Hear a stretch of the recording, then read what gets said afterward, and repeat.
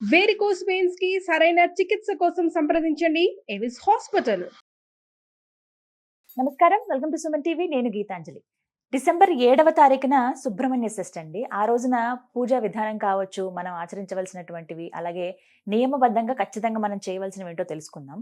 అందులోనూ ఈసారి సుబ్రహ్మణ్య షష్ఠికి చాలా విశేషం ఉంది అని అంటూ ఉన్నారు గురువు గారు. అయితే తెలుసుకుందాం ఆ వివరాలు. అలాగే ఆ రోజున చాలా మందికి కొన్ని సందేహాలు ఉంటాయి. ఆహార నియమాల్లో కావచ్చు, గుడికి వెళ్ళి పూజ చేసుకోవాలా, మనం ఇంట్లోనే పూజ చేసుకోవాలా?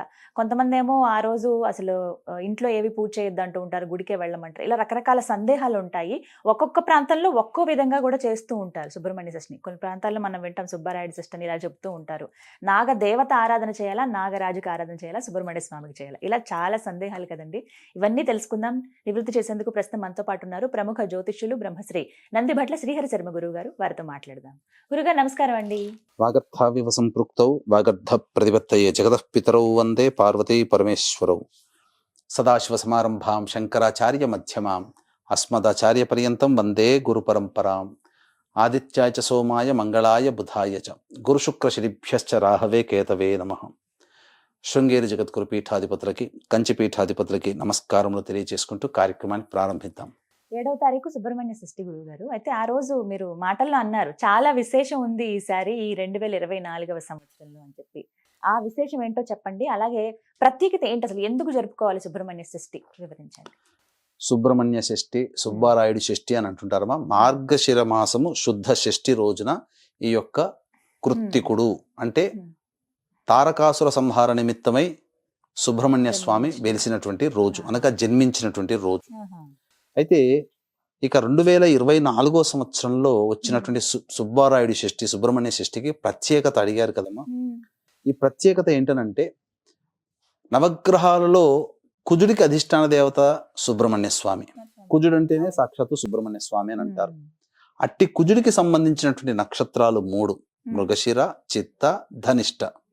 ఆ ధనిష్ట నక్షత్రం ఆ సుబ్రహ్మణ్య షష్ఠి రోజున రావడం చాలా విశేషం. కాబట్టి వీక్షించేటువంటి సుమన్ టీవీ ప్రేక్షకులు కూడా ఈ సుబ్రహ్మణ్య షష్ఠి రోజున రుణ సమస్యలతో బాధపడేటువంటి వాళ్ళు, ధన సమస్యలతో బాధపడేటువంటి వాళ్ళు, విద్యాపరంగా ఇబ్బందులు పడేటువంటి వాళ్ళు, ముఖ్యంగా కుజదోషముతో బాధపడుతుంటారు కదా, అటువంటి వాళ్ళు, ముఖ్యంగా కుజుడు ఎవరి జాతకంలోనైతే బలహీనుడు అవుతాడో వాళ్ళు ఈగోయిస్టిక్ పర్సన్స్ గా ఉంటారు, హిపోక్రసీగా ఉంటుంది వాళ్ళది. అంతేకాకుండా ప్రతిదీ కూడా తమకి తామే అన్వయించుకుంటారు, మంచికి చెడుకు కూడా తను అన్వయించుకుంటారు. ముఖ్యంగా మానసికమైనటువంటి దౌర్బల్యం ఎక్కువగా ఉంటుంది. అంటే చిన్నదానికి కూడా భయపడిపోవడం, కుజుడు బలహీనంగా ఉంటే. కుజుడు బలంగా ఉంటే అందరితో కోట్లాడుతూ ఉంటుంటాడు. కాబట్టి కుజుడి యొక్క ప్రమేయం లేని కుటుంబం అంటూ లేదు. కాబట్టి సుబ్రహ్మణ్య షష్ఠి రోజున ఇటువంటి చెప్పబడినటువంటి సమస్యలతో ఉన్న వాళ్ళు కొన్ని పరిహారాలు అనేటువంటివి పాటించుకోవాలమ్మా.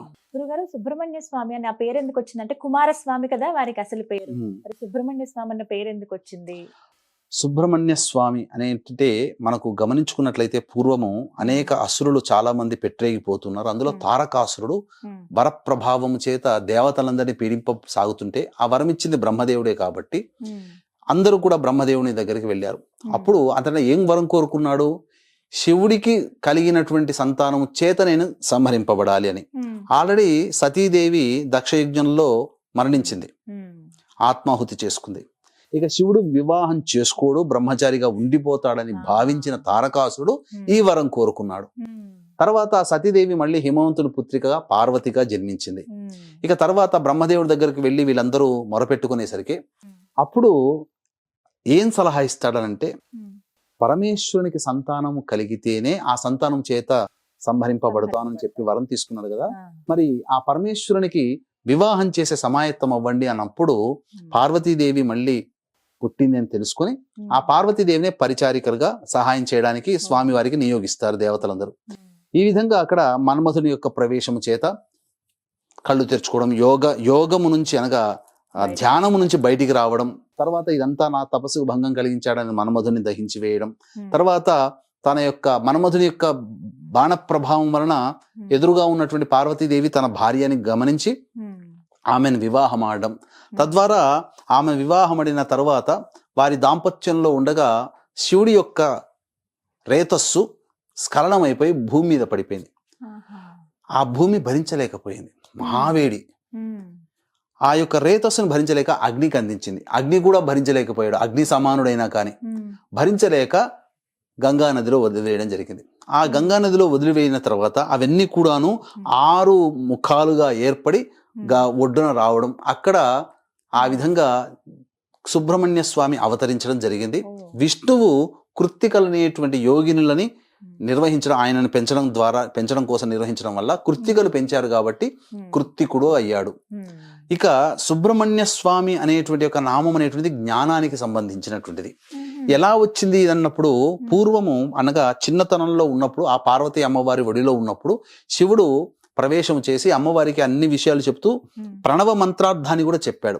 అయితే ఒకసారి కైలాసంలో సభ జరుగుతుండగా బ్రహ్మదేవుడిని కూడా పరీక్షించాలనే ఉద్దేశంతో ఆ బ్రహ్మదేవుని అనేక మంత్రార్థాలు చెప్పమన్నప్పుడు ఈ ప్రణవ మంత్రార్థం కూడా చెప్తున్నప్పుడు ఆ ప్రణవ మంత్రాన్ని సరిగ్గా చెప్పలేకపోయాడు బ్రహ్మదేవుడు. ఆ విధంగా బ్రహ్మదేవుని బంధించడం జరిగింది. కాగా అమితమైనటువంటి జ్ఞానాన్ని పొందినటువంటి వ్యక్తి, జ్ఞాన స్వరూపము కాబట్టి ఆయనకి సుబ్రహ్మణ్యుడు అనేటువంటి ఒక నామధేయం ఉన్నది.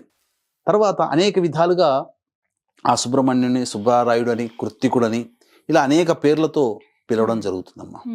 ఇలా పేర్లన్నీ వల్ల వచ్చాయి. గురుగారు, మరి సుబ్రహ్మణ్య స్వామికి అంటే కుమారస్వామి రూపానికి చూస్తాం మనం, నెమలి వాహనంగా చూస్తాం, అలాగే కోడి కూడా చెప్తూ ఉంటారండి. ఎందుకు ఈ 2 స్వామివారి గురించి చెప్పేటప్పుడు ప్రస్తావిస్తారు? తారకాసుర సంహారం కోసమే పుట్టిన వ్యక్తిగతమ్మ సుబ్రహ్మణ్య స్వామి.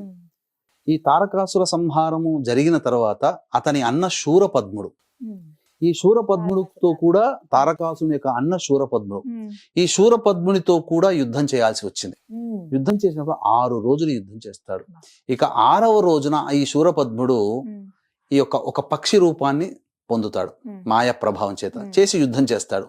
అప్పుడు తన శూలముతో ఆ యొక్క శూరపద్ముడు పక్షి రూపాన్ని పొందడం, పక్షిని సంహరిస్తాడు. ఆ పక్షి 2గా చీలి ఒకటి నెమలిగా, ఒకటి కోడి పుంజుగా మారింది.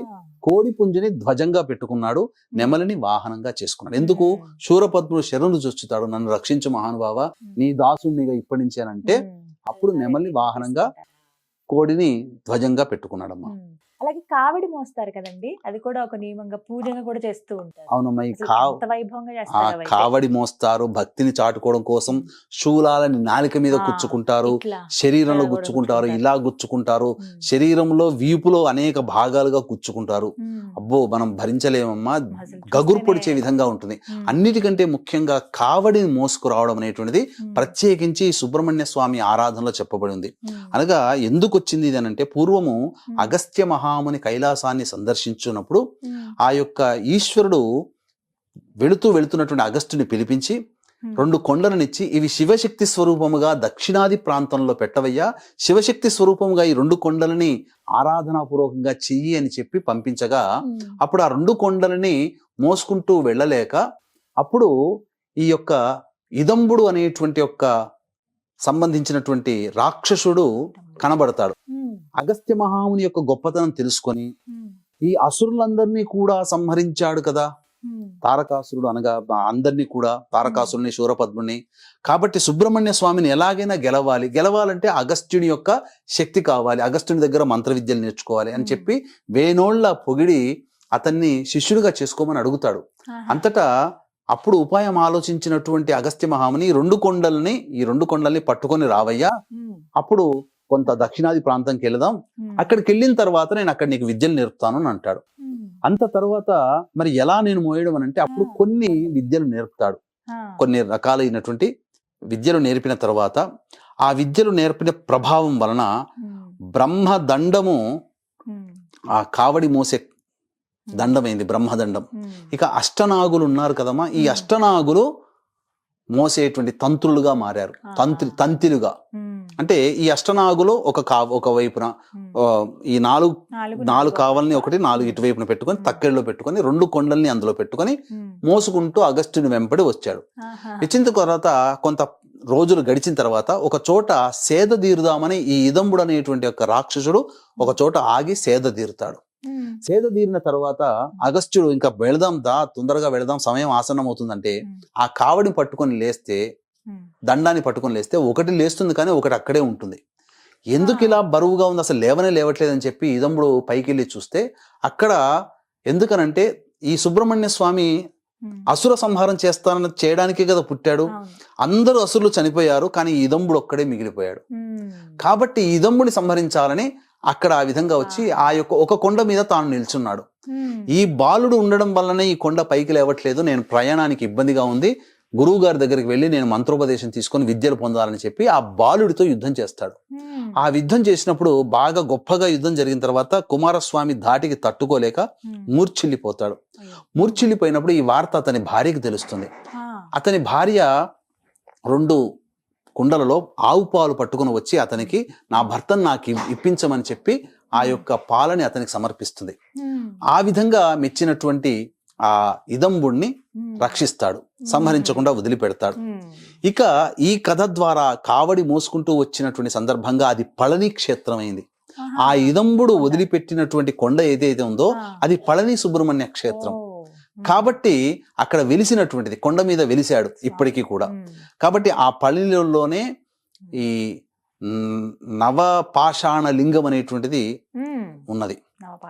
అనేక రకాలైనటువంటి రహస్య రోగాలకి కూడా ఆ నవపాషాణ లింగము అనేటువంటిది వాడబడుతుంది.